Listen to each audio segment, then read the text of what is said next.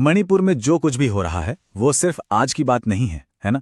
असल में ये जमीन, पहचान और इतिहास की एक बहुत ही गहरी, बहुत ही उलझी हुई कहानी है। और ये कहानी अक्सर ना सुर्खियों के पीछे कहीं छिप जाती है। तो आज हम इसी कहानी की एक एक परत को खोलकर देखेंगे। तो देखिए, इस पूरी कहानी को समझने के लिए हम शुरुआत करेंगे मणिपुर की जमीन से, मतलब उसके भूगोल से। फिर देखेंगे कि ब्रिटिश राज ने क्या असर डाला। उसके बाद भारत में विलय के विवाद को समझेंगे और फिर उग्रवाद कैसे पनपा उस पर बात करेंगे। और आखिर में आज जो ये अनसुलझा संघर्ष है, इसकी गुत्थियां सुलझाने की कोशिश करेंगे। तो चलिए शुरू करते हैं पहले हिस्से से, एक बंटी हुई जमीन। देखिए, इस पूरे मसले की जड़ को अगर समझना है ना, तो सबसे पहले मणिपुर के नक्शे को, उसकी भौगोलिक बनावट को समझना ही पड़ेगा। ये बहुत जरूरी है। इसको ऐसे समझिए, पूरा मणिपुर अगर 100 हिस्से हैं तो उसमें से सिर्फ 10 हिस्से यानी 10% घाटी है, बिल्कुल समतल मैदान जिसे इम्फाल वैली कहते हैं। और बाकी का जो 90% हिस्सा है वो पूरा का पूरा पहाड़ों से घिरा है। और यही जमीन का बंटवारा यहाँ के समाज के बंटवारे की भी नींव है। और सबसे दिलचस्प बात क्या है पता है? कि आबादी भी बिल्कुल इसी भूगोल के हिसाब से बटी हुई है। जो मैतेई समुदाय है, आबादी का सबसे बड़ा हिस्सा करीब 53%, वो रहते हैं सिर्फ उस 10% घाटी में। और जो नागा और कुकी जनजातियां हैं, जो मिलकर करीब 40% हैं, वो फैले हुए हैं बाकी के 90% पहाड़ी इलाके में। सोचिए कितना बड़ा अंतर है। चलिए अब थोड़ा इतिहास में पीछे चलते हैं, देखते हैं कि कैसे ब्रिटिश राज के दौरान लिए गए कुछ फैसलों ने ऐसी दरारें पैदा कर दी जो आज तक नहीं भर पाई हैं। देखिए, इसकी जड़ें तो 1709 के मैतेई साम्राज्य कोंगलेई पाक तक जाती हैं। लेकिन कहानी में असली मोड़, एक बड़ा टर्निंग पॉइंट तब आया जब 1826 में एंग्लो बर्मीज युद्ध के दौरान अंग्रेजों ने यहां दखल दिया। और बस 1891 आते आते मणिपुर उनके कंट्रोल में एक प्रिंसली स्टेट यानी रियासत बन गया। अब ये रियासत का मतलब क्या था? मतलब ये कि कहने को तो मैतेई राजा गद्दी पर बैठे थे, लेकिन असली पावर, असली शक्ति तो अंग्रेजों के हाथ में थी। डिफेंस, विदेश मामले, सब कुछ वो ही कंट्रोल कर रहे थे। एक तरह से ये इनडायरेक्ट रूल था। और यहीं पर अंग्रेजों ने वो काम किया जिसका असर आज तक दिखता है। उन्होंने एक एडमिनिस्ट्रेटिव लाइन खींच दी। घाटी पर तो वो सीधे सीधे शासन करने लगे, लेकिन जो पहाड़ी इलाके थे उनको काफी हद तक अपने हाल पर छोड़ दिया, ऑटोनोमस बना दिया। और हाँ, इसी दौर में पहली बार अलग अलग पहाड़ी जनजातियों को नागा और कुकी जैसे बड़े ग्रुप्स में बांटा गया। तो ठीक है, अब आते हैं आजादी के बाद के दौर में। ये वो वक्त था जब मणिपुर का भारत में विलय हुआ और फिर कुछ ऐसे नए कानून बने जिन्होंने पुरानी दरारों को भरने की बजाय और भी गहरा कर दिया। ये जो विलय हुआ, ये भी बहुत विवादों से घिरा था। कहा जाता है कि मणिपुर के राजा को शिलोंग में एक तरह से हाउस अरेस्ट कर लिया गया था और फिर 21 सितंबर 1949 को उन पर दबाव डालकर विलय समझौते पर दस्तखत करवाए गए।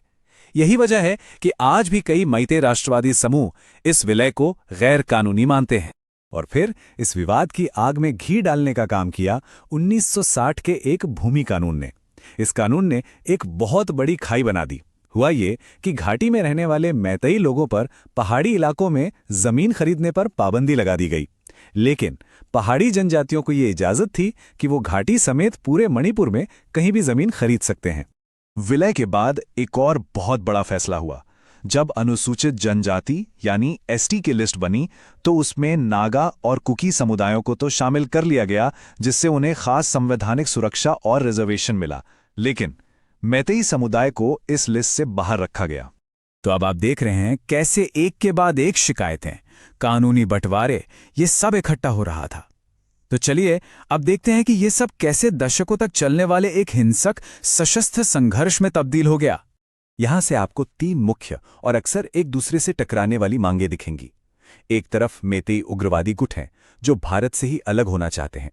दूसरी तरफ नागा समूह हैं जो एक ग्रेटर नागालैंड यानी नागालिम बनाना चाहते हैं।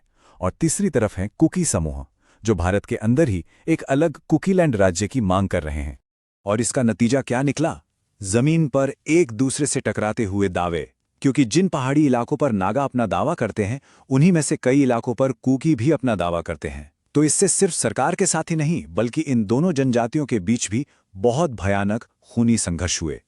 और इन टकराते दावों की जो इंसानी कीमत चुकानी पड़ी है वो बहुत बहुत भयानक है। सिर्फ एक उदाहरण देता हूं। 13 सितंबर 1993, इस एक दिन में नागा उग्रवादियों ने 115 कुकी आम नागरिकों को मार डाला।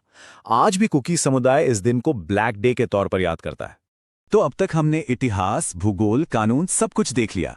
चलिए अब इन सारे धागों को एक साथ जोड़ते हैं और समझने की कोशिश करते हैं कि आज के हालात क्या हैं और इस ताज़ा तनाव के पीछे की असली वजह क्या हैं। देखिए, फिलहाल एक शांति समझौता लागू है जिसे कहते हैं सस्पेंशन ऑफ ऑपरेशन या SOO। ये 2008 में सरकार और कुकी गुटों के बीच हुआ था। इसमें यह तय हुआ कि उग्रवादी हथियार डालकर तय कैंपों में रहेंगे। लेकिन मुश्किल ये है कि ये एक टेम्परेरी अरेंजमेंट है। इसे बस हर साल आगे बढ़ा दिया जाता है। कोई पक्का राजनीतिक समाधान आज तक नहीं निकला है। आज जो तनाव है उसकी एक बहुत बड़ी जड़ है डेमोग्राफी, मतलब जनसंख्या को लेकर चिंता। मैती समुदाय का ये कहना है कि पहाड़ी इलाकों में जनसंख्या कुछ ज्यादा ही तेजी से बढ़ रही है, जो नॉर्मल नहीं है, और वो इसे म्यांमार से हो रही घुसपैठ का सबूत मानते हैं। तो कुल मिलाकर पूरी बात आकर दो बिल्कुल अलग अलग कहानियों पर टिक जाती है। मैतेई कहते हैं कि हमारी जनसंख्या घट रही है, हमारी जमीन और पहचान खतरे में है, इसलिए हमें ST का दर्जा चाहिए। वहीं दूसरी तरफ कुकी समुदाय का कहना है कि मैतेई तो हमेशा से ताकतवर रहे हैं और ये ST दर्जे की मांग बस हमारी जमीन पर कब्जा करने का एक नया तरीका है। तो सवाल यही है कि जब जमीन, पहचान और इतिहास की चिंताएं इतनी बुरी तरह से एक दूसरे में उलझी हों, तो फिर मणिपुर में स्थायी शांति का रास्ता आखिर कैसा दिखेगा? ये एक ऐसा सवाल है जिसका जवाब ढूंढना ही शायद इस क्षेत्र के भविष्य की सबसे बड़ी और सबसे मुश्किल चुनौती है।